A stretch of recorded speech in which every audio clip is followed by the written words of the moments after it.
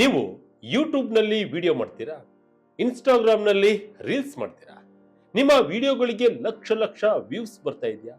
ಹಾಗಾದ್ರೆ ಈ ವಿಡಿಯೋನ ಸ್ವಲ್ಪನೂ ಸ್ಕಿಪ್ ಮಾಡದೆ ಕಂಪ್ಲೀಟ್ ಆಗಿ ನೋಡಿ. ಯಾಕೆಂದ್ರೆ ಕಂಟೆಂಟ್ ಕ್ರಿಯೇಷನ್ ಅನ್ನೋದು ಈಗ ಕೇವಲ ಟೈಮ್ ಪಾಸ್ ಅಥವಾ ಹಾಬಿ ಆಗಿ ಉಳಿದಿಲ್ಲ. ಇದು ಒಂದು ದೊಡ್ಡ ಪ್ರೊಫೆಷನಲ್, ಒಂದು ಪಕ್ಕ ಬಿಸಿನೆಸ್.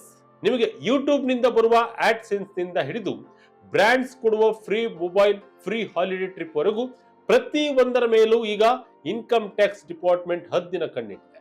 ಸಾಕಷ್ಟು ಜನ ಕ್ರಿಯೇಟರ್ಸ್ಗೆ ಬರೋ ದೊಡ್ಡ ಪ್ರಾಬ್ಲಮ್ ಅಂದ್ರೆ ದುಡ್ಡು ಒಂದೇ ಕಡೆಯಿಂದ ಬರಲ್ಲ, ಬೇರೆ ಬೇರೆ ಕಡೆಯಿಂದ ಸಣ್ಣ ಸಣ್ಣ ಅಮೌಂಟ್ ಕೂಡ ಬರ್ತಾ ಇರುತ್ತೆ.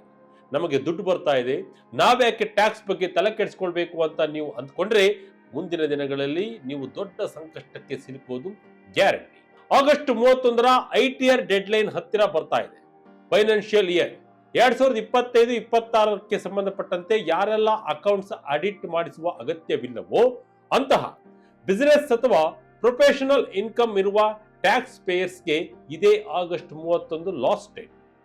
ಈ ವಿಡಿಯೋ ನಾವು ಕ್ರಿಯೇಟರ್ಸ್ ಅಥವಾ ITR ಫೈಲ್ ಮಾಡಬೇಕು, GST ಲಿಮಿಟ್ ಏನು, ಸೆಕ್ಷನ್ 44 AD ಅಂದ್ರೆ ಏನು, ಜೊತೆಗೆ ಆಗಸ್ಟ್ 24ರಿಂದ ಶುರುವಾಗಲಿರುವ ಯೂಟ್ಯೂಬ್ ನ ಹೊಸ ವೀವ್ ಕೌಂಟ್ ರೂಲ್ಸ್ ಅನ್ನೋದ್ರ ಬಗ್ಗೆ ಕಂಪ್ಲೀಟ್ ಡೀಟೇಲ್ಸ್ ಅನ್ನ ನಿಮಗೆ ಅರ್ಥ ಆಗುವ ತರ ಸಿಂಪಲ್ ಭಾಷೆಯಲ್ಲಿ ಎಕ್ಸ್ಪ್ಲೈನ್ ಮಾಡ್ತೀವಿ, ಬನ್ನಿ.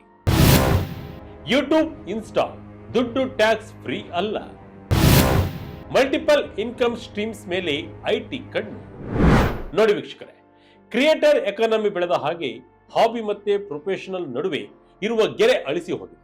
ಆಫೀಸ್ ಕೆಲಸ ಮುಗಿಸಿಕೊಂಡು ಬಂದು ಪಾರ್ಟ್ ಟೈಮ್ ಆಗಿ ವಿಡಿಯೋ ಹಾಕೋರು ಒಂದಷ್ಟು ಕಾಸು ಮಾಡಬಹುದು. ಆದರೆ ಯಾವಾಗ ಈ ಕಂಟೆಂಟ್ ಕ್ರಿಯೇಷನ್ ಅನ್ನೋದು ನಿಮ್ಮ ಮೇನ್ ಕೆಲಸ ಆಗುತ್ತೋ, ನಿಮ್ಮ ಆದಾಯದ ಬಹುದೊಡ್ಡ ಮೂಲ ಆಗುತ್ತೋ, ಆಗ ಆ ಸಂಪಾದನೆಯನ್ನ profits and gains from business or professional ಅಂತಾನೆ ಪರಿಗಣಿಸಲಾಗುತ್ತೆ. ನಿಮ್ಮ ಆದಾಯ ಬರೀ ಒಂದು ಕಡೆಯಿಂದ ಬರಲ್ಲ. YouTube advertising revenue, Instagram brand ಕೊಲಾಬರೇಷನ್ಗಳು, affiliate commissions, fans contributions, channel memberships, live ಬರುವಾಗ ಸಿಗುವ ಸೂಪರ್ ಚಾಟ್ಸ್, ಮರ್ಚಡೈನ್ಸ್ ಸೇಲ್ಸ್ ಮತ್ತು ಡಿಜಿಟಲ್ ಪ್ರಾಡಕ್ಟ್ ಸೇಲ್ಸ್, ಹೀಗೆ 10 ರೂಪದಲ್ಲಿ ನಿಮ್ಮ ಕೈಗೆ ದುಡ್ಡು ಬರುತ್ತೆ.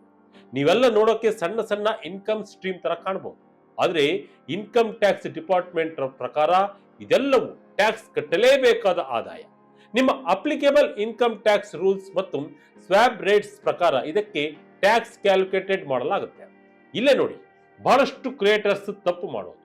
ಅವರಿಗೆ ಯಾವುದೋ ಒಂದು ಬ್ರ್ಯಾಂಡ್ ಇಂದ ಬಂದ ದೊಡ್ಡ ಚೆಕ್ ಮಾತ್ರ ನೆನಪಿರುತ್ತೆ, ಆದ್ರೆ ಅಮೆಜಾನ್ ಅಥವಾ ಬೇರೆ ಕಡೆಯಿಂದ ಬಂದ ಸಣ್ಣ ಅಫಿಲಿಯೇಟ್ ಪೇಮೆಂಟ್ ಅನ್ನ ಮರೆತು ಬಿಡ್ತಾರೆ, ಅಥವಾ ಬೇರೆ ಯಾವುದೋ ತಿಂಗಳಲ್ಲಿ ಬಂದ ಪ್ಲಾಟ್ಫಾರ್ಮ್ ಪೇ ಔಟ್ ಅನ್ನ ಲೆಕ್ಕಕ್ಕೆ ತೆಗೆದುಕೊಳ್ಳಲ್ಲ. ಇಲ್ಲಾಂದ್ರೆ ಯಾವುದೋ ಬ್ರ್ಯಾಂಡ್ ಕಳಿಸಿಕೊಟ್ಟ ಪ್ರಾಡಕ್ಟ್ ಇಂದ ಆಗುವ ಟ್ಯಾಕ್ಸ್ ಇಂಪ್ಲಿಕೇಶನ್ ಬಗ್ಗೆ ತಲೆನೇ ಕೆಡಿಸಿಕೊಳ್ಳಲ್ಲ. ಇದೆಲ್ಲವೂ ITR ಫೈಲ್ ಮಾಡುವಾಗ ದೊಡ್ಡ ತಲೆನೋವಾಗಿ ಪರಿಣಮಿಸುತ್ತೆ. Tech master CO Arvind Karra warning.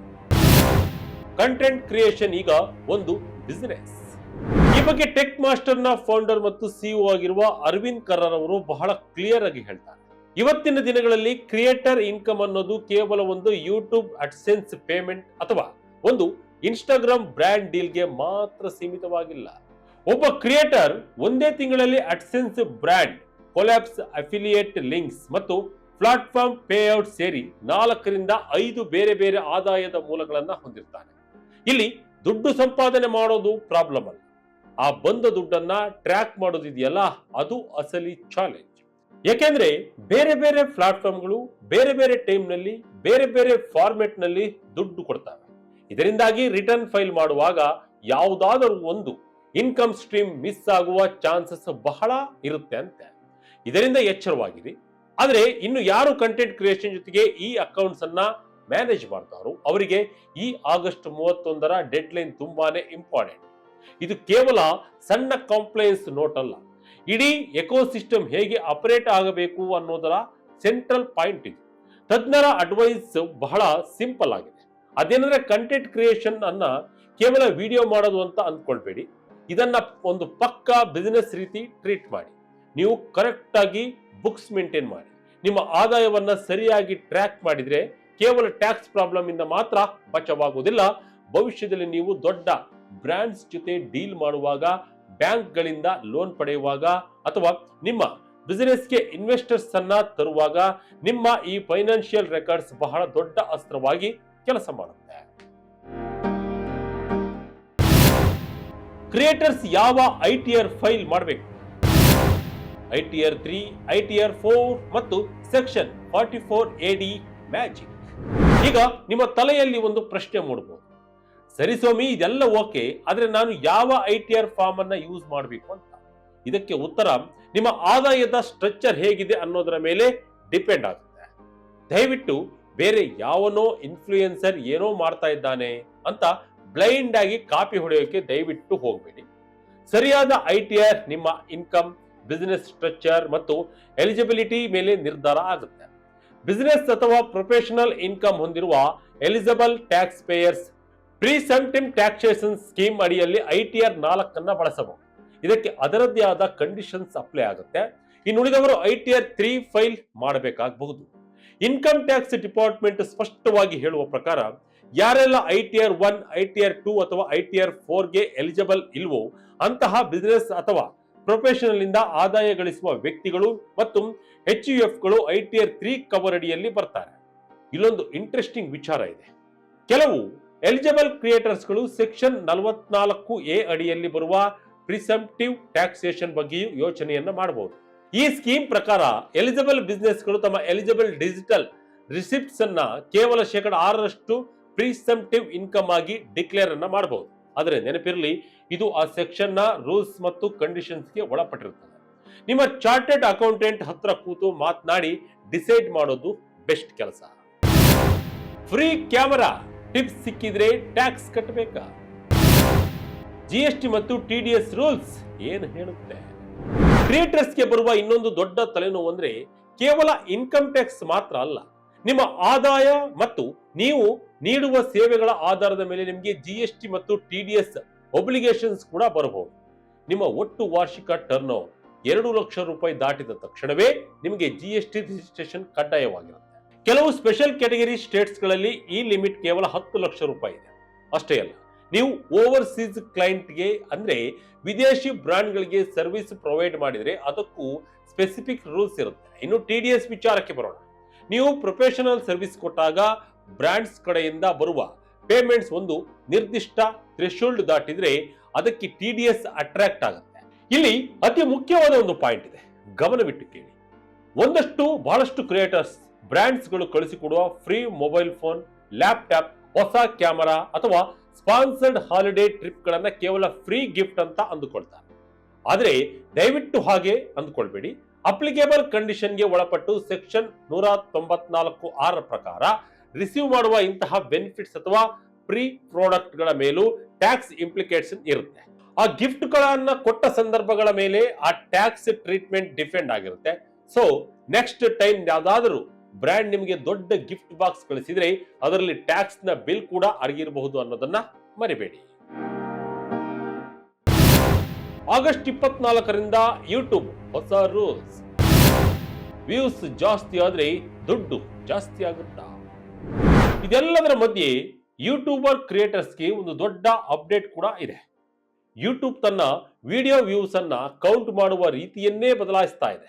August 24ರಿಂದ ಒಂದು ವಿಡಿಯೋ ಪ್ಲೇ ಆಗೋಕೆ ಶುರುವಾದ ತಕ್ಷಣವೇ ಅದನ್ನ 1 ವ್ಯೂ ಅಂತ ಕೌಂಟ್ ಮಾಡಲಾಗುತ್ತೆ.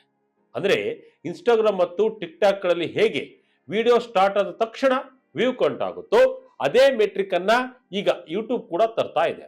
ಇದನ್ನ ಕೇಳಿ ಬಹಳಷ್ಟು ಜನ ಕ್ರಿಯೇಟರ್ಸ್ ಖುಷಿಯಾಗಿರ್ಬೋದು. ಇನ್ನು ಮುಂದೆ ನಮಗೂ ವ್ಯೂಸ್ ಫಾಸ್ಟ್ ಆಗಿ ರೈಸ್ ಆಗುತ್ತೆ ಅಂತ, ನಮ್ಮ ನಂಬರ್ಸ್ ಹಾರುತ್ತೆ ಅಂತ. ಆದ್ರೆ ಇಲ್ಲೊಂದು ಇಂಪಾರ್ಟೆಂಟ್ ಕ್ಯಾಚ್ ಇದೆ. ವ್ಯೂಸ್ ಜಾಸ್ತಿ ಆಗ್ತಿದೆ ಅಂದಾಕ್ಷಣ ನಿಮಗೆ ಆಟೋಮೆಟಿಕ್ ಆಗಿ ದುಡ್ಡು ಜಾಸ್ತಿ ಬರುತ್ತೆ ಅಂತ ಅರ್ಥ ಅಲ್ಲ.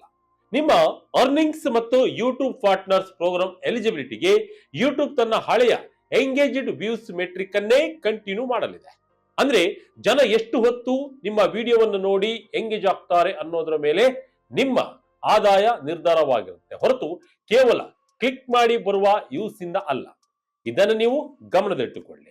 ಇದರ ಜೊತೆ ಇನ್ನೊಂದು ಟ್ವಿಸ್ಟ್ ಏನಂದ್ರೆ ಮುಂದಿನ ವರ್ಷದ ಫೆಬ್ರವರಿಯಿಂದ ಯೂಟ್ಯೂಬ್ ಪಾರ್ಟ್ನರ್ಸ್ ಪ್ರೋಗ್ರಾಮ್ನ ಎಲಿಜಿಬಿಲಿಟಿ ರೂಲ್ಸ್ ಚೇಂಜ್ ಆಗಲಿದೆ. ವಾಚ್ ಅವರ್ಸ್ 4,000ದಿಂದ 8,000 ಗಂಟೆಗೆ ಏರಿದ್ದು ಸಬ್ಸ್ಕ್ರೈಬರ್ ಸಂಖ್ಯೆಯು ಕೂಡ ಏರಿಕೆ ಆಗಲಿದೆ. ಇದು ಹೊಸ ಯೂಟ್ಯೂಬರ್ಸ್ಗೆ ಸ್ವಲ್ಪ ಕಷ್ಟವಾಗಬಹುದು. ಒಟ್ಟಿನಲ್ಲಿ ಕಂಟೆಂಟ್ ಕ್ರಿಯೇಷನ್ ಅನ್ನೋದು ಹೊರಗಡೆ ನೋಡೋಕೆ ಎಷ್ಟು ಗ್ಲಾಮರಸ್ ಆಗಿ ಕಾಣುತ್ತೋ ಅದರ ಹಿಂದಿನ ಫೈನಾನ್ಷಿಯಲ್ ಲೆಕ್ಕಾಚಾರಗಳು ಅಷ್ಟೇ ಕಾಂಪ್ಲಿಕೇಟೆಡ್ ಆಗಿರುತ್ತೆ. ನೀವು ತಿಂಗಳಿಗೆ 10,000 ಮಾಡಿರ್ತಿರ್ಲಿ ಅಥವಾ 10 ಲಕ್ಷ ಮಾಡ್ತಿರ್ಲಿ, ನಿಮ್ಮ ಪ್ರತಿಯೊಂದು ಇನ್ಕಮ್ ಸ್ಕೀಮ್, ಅಫಿಲಿಯೇಟ್ ಲಿಂಕ್ ಇಂದ ಬರುವ ಸಣ್ಣ ಕಮಿಷನ್, ಮೆಂಬರ್ಶಿಪ್ ದುಡ್ಡು ಎಲ್ಲವನ್ನು ಲೆಕ್ಕದಲ್ಲಿಡಿ. ಆಗಸ್ಟ್ 31ರ ITR ಡೆಡ್ಲೈನ್ ಅನ್ನ ಯಾವುದೇ ಕಾರಣಕ್ಕೂ ಮಿಸ್ ಮಾಡಬೇಡಿ. ಕಂಟೆಂಟ್ ಮಾಡೋದು ನಿಮ್ಮ ಪ್ಯಾಷನ್ ಆಗಿರ್ಬೋದು, ಆದ್ರೆ ಟ್ಯಾಕ್ಸ್ ಕಟ್ಟೋದು ನಿಮ್ಮ ಜವಾಬ್ದಾರಿ. ನಿಮ್ಮ ಚಾನಲ್, ನಿಮ್ಮ ಪೇಜ್ ಅನ್ನ ಒಂದು ಬಿಸಿನೆಸ್ ತರಾನೇ ಟ್ರೀಟ್ ಮಾಡಿ, ಪ್ರಾಪರ್ ಬುಕ್ಸ್ ಮೇಂಟೈನ್ ಮಾಡಿ. ಇಲ್ಲದಿದ್ದರೆ ಮುಂದೆ ಇನ್ಕಮ್ ಟ್ಯಾಕ್ಸ್ ಕಂಪ್ಲೀಟ್ ಆಗಿ ಡಿಪಾರ್ಟ್ಮೆಂಟ್ ನಿಂದ ನಿಮಗೆ ನೋಟಿಸ್ ಬಂದರೂ ಬರಬಹುದು. ಈ ಎಲ್ಲ ವಿಚಾರದ ಬಗ್ಗೆ ತಮಗೆ ಅನಿಸಿದ್ದನ್ನ ಕಮೆಂಟ್ ಮೂಲಕ ತಿಳಿಸಿ. ಇದಾಗಿತ್ತು ಈ ಕ್ಷಣದ ಅಪ್ಡೇಟ್. ಇದೇ ರೀತಿಯ ಅಪ್ಡೇಟ್ಗಳಿಗಾಗಿ ವಿಜಯಗಣಕ website, YouTube page, Facebook page follow ಮಾಡ್ತಾ ಇರಿ. ಧನ್ಯವಾದಗಳು.